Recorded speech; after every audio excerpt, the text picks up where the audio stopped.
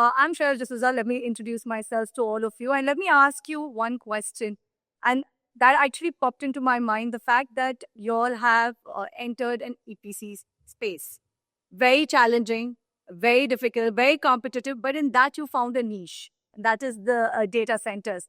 If you could help us understand and everyone out here understand exactly what are the gaps that you've seen at that you felt that you needed to fulfill or fill in, and that's why you chose this sort of a segment. Hello. So, sorry, I didn't get your name. Cheryl. Shelly. Cheryl. So, I'll tell you something that, we are not a typical EPC player. We are a product driven EPC where we build, fabricate, design our own products. Though the format of the contracts are EPC because we have a end to end, compliance requirements of fulfilling the performance requirements claimed by us in the designs, but it's not a typical EPC services. It's a product driven approach where we design the products, we fabricate those products in our subsidiary, and these are then installed in a very high accuracy environment, which is primarily we cannot touch the servers but we cannot leave air gaps. So these kind of accuracies is something that we have developed the niche. So if you look at global aspects, there are a lot of international players who do this.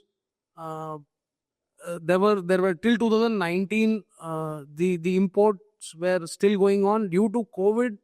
Primarily, this opportunity opened up that because of our experience in steel fabrication or in terms of on-site erection, we could develop GICA as a separate entity focused purely on creating these solutions for the data center segment. Of course, we are not stuck to data centers. There are other sectors that we are doing business in. Because there's a high rise of demand in data centers in the last 4 years that I said that we have grown almost 4x or 5x in terms of data center capacity in the span of last 4 years. The spike of revenue is primarily in data centers. Right. So the fact that the spike of revenue is primarily data centers, you are actually a part, you are engaged in other segments as well. But you could help us understand the fact that you are in data centers, but it is growing massively, but there would be entry barriers as well, right? Isn't that true? Or you can correct me if I'm wrong about it. But if there are entry barriers, could you tell us what is that one edge that your company has and has actually built on over the years? So, as I said, GICA is a design, develop, deploy brand tagline or brand promise. There's not a single player who has all these three under control. And being a EPC player or being called an EPC player, somebody would not expect manufacturing also to be part of your core competencies or design. Mostly the EPC contractors do not have a design capability. There are very few EPC players who have a design capability, have a manufacturing capability, and then a deployment capability. This is one reason. Secondly, because the products that we deal in or the products that we provide for are generally less than 1% of the total project cost. But we are in the hardcore, the heart of the system, very close to the servers. And if our systems fail, probably a cloud player can lose billions. So nobody would want to risk that for a 1% cost. That is one reason why performance track record, like the previous company, has a moat of having a performance track record and experience, and now proven track record with about 400 plus megawatts that we have done, and about 350 megawatts of ongoing. The architects or the consultants generally prefer not to touch much on or experiment much on the server space. That is one of the reasons why there's a huge entry barrier.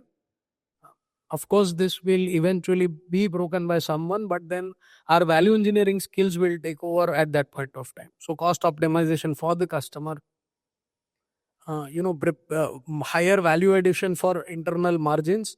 This is something that eventually will be taken care by value engineering.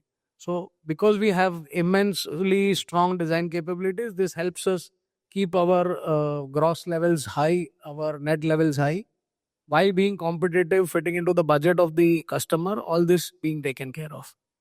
Right. So the fact that big moat that you all have, and I think an edge. Let me answer that question on your behalf, but you can correct me if I'm wrong.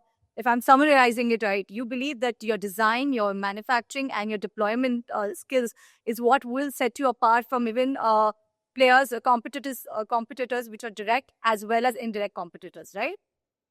Yeah, I mean, you can find a contractor who can install if you import.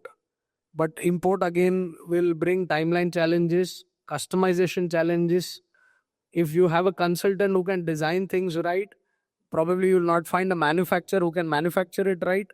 And then also getting an installer who can install it right. And ultimately, who will bell the cat is the question. So, who will take the onus of doing it right? That is where the entire moat lies. All right, then. But really like to wish all three of you all the best, and not only just three of you, the entire team at Jiga EPC Services as well. Given the fact that you're in a niche segment, all the very best for the future, and hope you scale new growth levels going ahead.